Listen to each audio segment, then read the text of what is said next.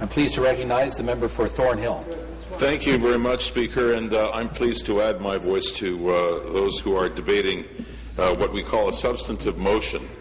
Now, I think it's probably in order at this point to take a few minutes, look at that television camera right there and say, if you're watching me on Channel 105 here in the GTA, or however you may receive the Ontario Legislative Channel, wherever you are in the province of Ontario, and you're completely lost, and you're one of the 10 long-suffering souls who are sticking it out and trying to figure out what's going on, or if you're in Thornhill and know that I'm going to speak about some of the things that affect you, nice to see you. What we're trying to do here is debate a motion that addresses, and I think I'm paraphrasing correctly, the speedy passage of the budget bill, which is not being debated right now. This is a motion that would ensure speedy passage of the budget bill. We have been debating this motion for speedy passage for 4 days. Okay, so that tells you something about how this place works. And I'm delighted that there are so many Liberals in this House right now to hear what I have to say about this, because I think it's important. But before I get on with any form of presentation, I haven't personally addressed, in or outside of this House, any aspect of the Financial Accountability Office. So, although it's not required of me to respond to my friend from Kitchener-Waterloo, I feel that I must say a few words about her 20-minute presentation on the reason for the third party's wish to establish a Financial Accountability Office, which now, Speaker, as people in this House know and some people outside know, forms part and parcel of the package that the NDP has formed with the Liberals in order to ensure their support for this budget. So I haven't said anything about it. Positive, negative, or in between. But I want to say a couple of things. She imputes to me, or at least to my party, the fact that we're on record as opposing the budget, that we're on record as opposing the budget process. The fact of the matter is we won't be voting for the budget, and she knows that. But the only thing we're really on record for is we oppose this government. And the reason that we said a couple of months ago that we were not going to go through with this budget charade, because we've been through it too many times before, and I'll get on to more amplification on that in a few moments, is because we don't trust this government to deliver what it says, much less to do what it implies. So in terms of what we oppose a government, and frankly, I'll go on record right now and I'll say we oppose the behavior of the third party, the NDP, dare I say, the duplicitous behavior of the NDP, on the one hand, standing up in the morning, duplicitous just means to. It's not pejorative. I have to ask the member for Thornhill to withdraw his unparliamentary remark. I will withdraw the use of that word. I have to say. Rise and say, I withdraw, without any explanation or qualification. I withdraw. Thank you. I return to the member for Thornhill. Let me go on record then and say that I find it somewhat strange that I'm being lectured by a member of the third party, which has worked with a government that for most of a year it has criticized up, down, and sideways, called everything from the implication that it's lying to the fact that it is a completely untrustworthy body with which to work, but there it is supporting it. But don't worry, I'm told, the Financial Accountability Office will ensure that we're not going to have any problems in the future. I find that rather difficult to believe. How is a Financial Accountability Office going to intervene before the fact to ensure that somebody doesn't get half-strength chemo drugs? It just doesn't make any sense to me. However, I respect the member from Kitchener-Waterloo, and I thank her for her explanation. Let me move on with discussing a couple of things that have directly to do with the budget that we're trying to speedily pass, Speaker. I have with me not props, but 3 copies of budgets. The current year, the year before that, and the prior year. So I go back to 2011. This is the 2011 Ontario budget under the Honourable Dwight Duncan, then Minister of Finance. Pretty book. They all look about the same, have some nice pictures on them. It's called Turning the Corner to a Better Tomorrow. That's what they wanted to do in 2011. very nice idea. They were going to turn the corner and get us out of the financial woes we were in and the mounting debt crisis that they claimed came as almost a complete result of the recession a couple of years prior to that. I guess they didn't turn the corner very well, because the next year, 2012, they decided that they were going to address their budgetary woes by bringing out another book, and this budget was called Strong Action for Ontario. I guess they didn't turn the corner. Strong Action for Ontario didn't imply, it meant in that budget that they were going to address aspects of how the province operates in a way that was somewhat different and I guess with more teeth than what they had prior to that. They said at the time that they were going to deal, for example, with government unions, and there are about 4,000 collective agreements, Speaker, in a new way. They were going to demand zeros in terms of wage increases for 2 years at a minimum. Then they kind of amplified that and said we have to balance the budget. That's the first order of business. They didn't do that.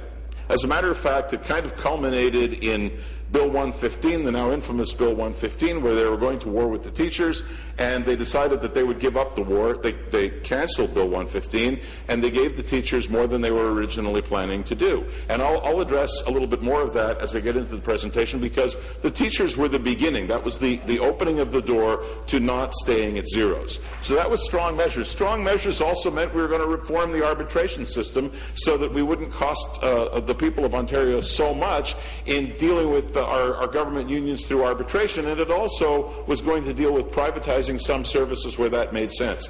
So all of that was not a given that would allow us to accept the budget, but we kind of thought, well, you know, maybe the Liberals are getting a little bit of religion, because they were using at least some of the language that progressive Conservatives believe is necessary when you're trying to right a foundering ship, which there is no question this province is.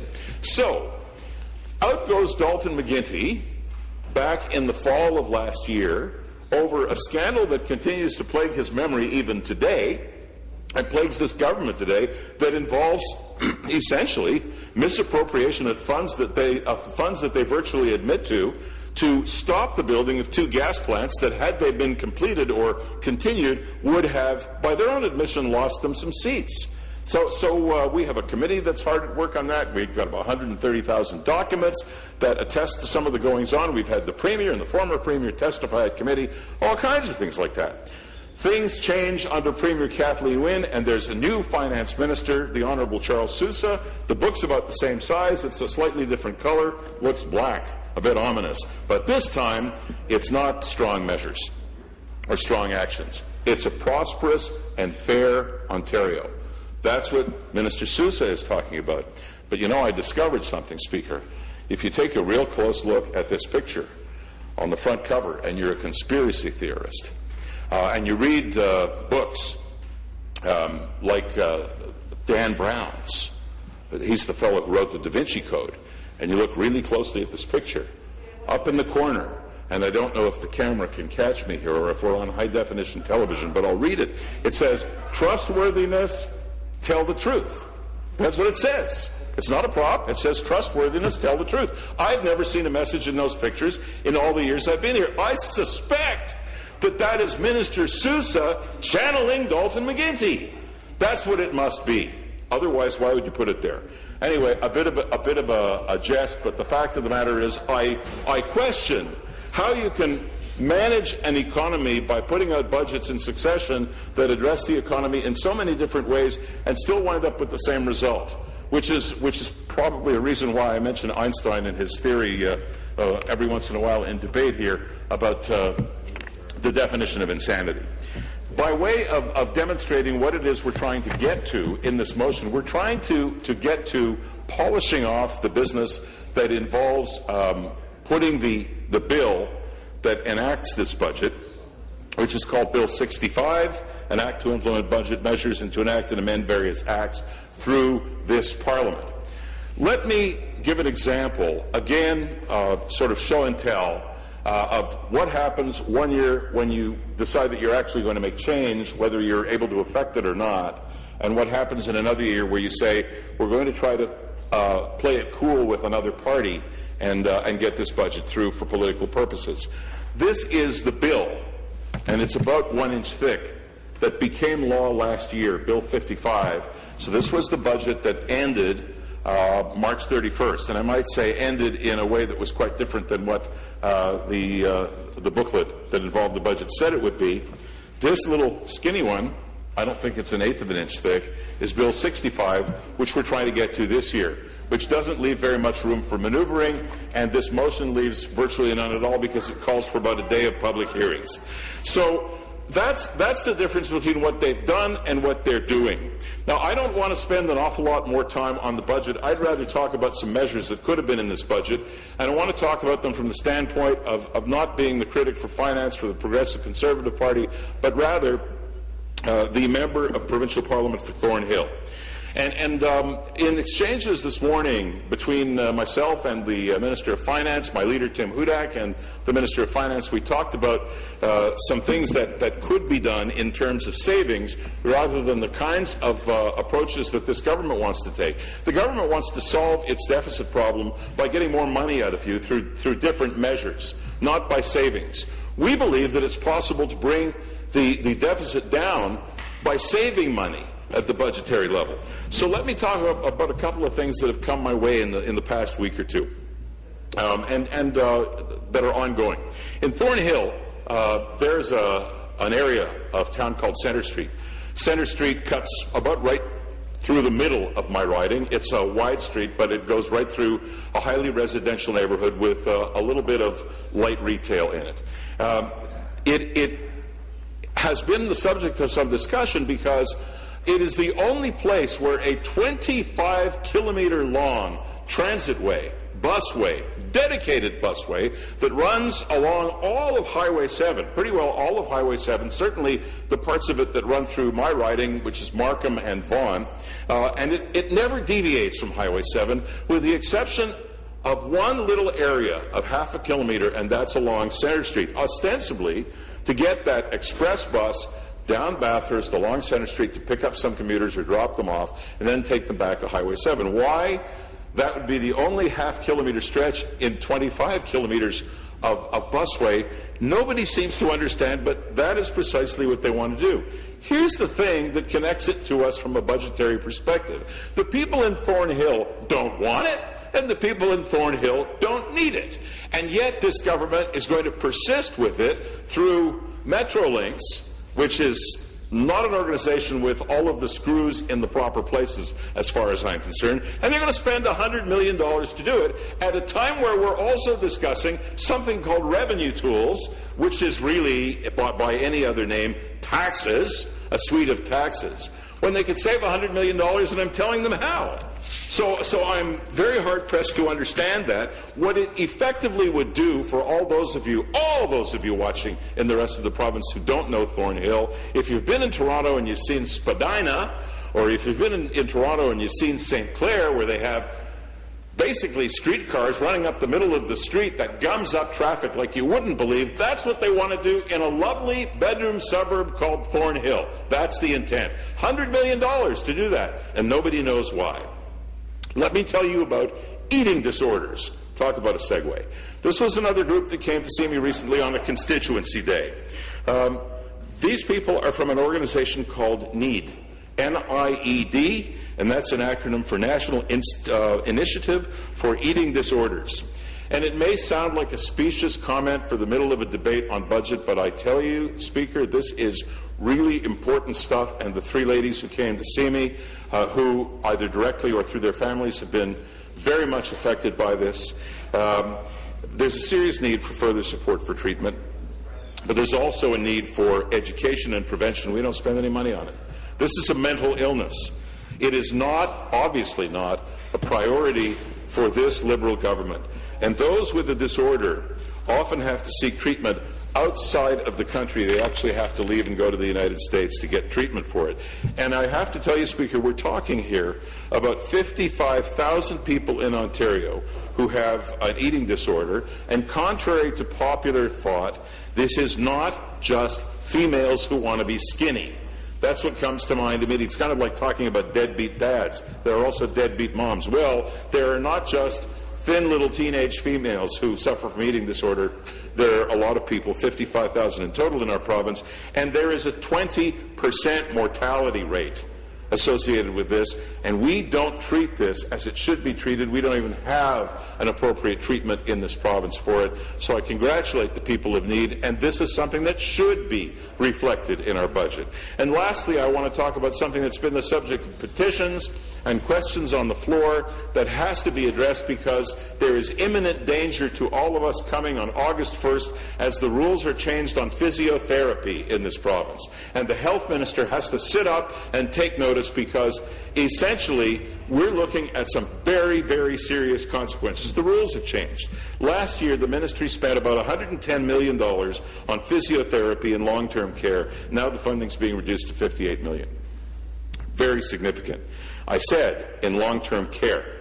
So the funding may not be reduced in total, but it's coming out of long-term care homes. Now, what people may not know, as of this morning, and I sought out and got the accurate information, we have about 21,000 people waiting for a long-term care space somewhere. 21,000 people in the province of Ontario. These spaces don't exist. The number of visits covered by OHIP for seniors in clinics will be reduced from 50 to 12. And people who are in long-term care homes won't have direct access in those long-term care homes. This is all short-sighted, and it's a cut that is going to negatively impact the health of Ontarians, and very particularly these seniors. Seniors will no longer be able to directly access physio services from their retirement home, and instead they have to access it through their local CCAC or an external community clinic, and many of these patients are already frail and they have mobility problems. And you know what's going to happen, Speaker? This will lead to more falls. It'll lead to fractures. It'll lead to respiratory conditions, resulting in more hospitalization and additional costs to the system. It will result in bed sores. Bed sores become infected. It will result in pneumonia. It will result in increased cases of C. difficile. The McGuinty-Wynne Liberals have touted their wait time reductions, but I'm going to say something that is somewhat of a lightning rod. I honestly believe that there may be a Machiavellian scheme involved here that involves increasing the mortality rate in long-term care homes so that they can accommodate people who are sitting on a 21,000-person wait list. Isn't that a hideous thing? Isn't that a hideous thing? Yeah. I'm going to ask the member for Thornhill to withdraw that unparliamentary statement that he just made. I withdraw. The bottom line here is that we have taken a look at a lot of things that have gone on here in the province of Ontario under various incarnations of this Liberal government. But what we know is that they have created the highest deficit in history, uncontrollably spend beyond their means, and now they want additional taxes. They want additional taxes through a variety of things. In the name of transit and infrastructure, we hear the term revenue tools. We've heard terms in the past like premiums. We've heard a lot of things about additional taxes. You can call them what they want, but that's what they are. We take a look at the spending that has created the need. Things like the Green Energy Act, which we're now seeing a climb down on, where we begged, literally begged from this side of the House, the then Liberal Energy Minister not to go through with what he wanted to do. We tried to present amendments to that act, and what do we have? We have the FIT program being cancelled now. We had a Samsung deal at the time that was going to create all kinds of jobs, and what have we got? We've got a chronic unemployment rate of 7.7%, 500 to 600,000 people who don't have a job here in the province of Ontario right now. So what does it say? It says, Speaker, that what we're looking for is for the people who paid the taxes with the expectation of receiving service delivery from the province of Ontario, where the services weren't delivered, the money was squandered on gas plants or e-health plans or whatever it happened to be, orange, it was misspent, and now the bailout for this is supposed to come through these things called revenue tools or through a variety of about 50 different initiatives we started to outline this morning in documents that we've seen that were used to brief Cabinet back in January.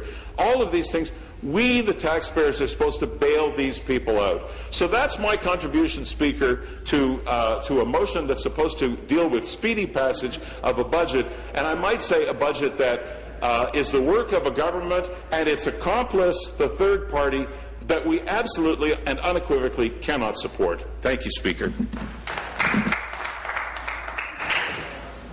Thank you. Further debate? The member for Haldimand Norfolk. As we know, this afternoon we're told that the substantive motion we're debating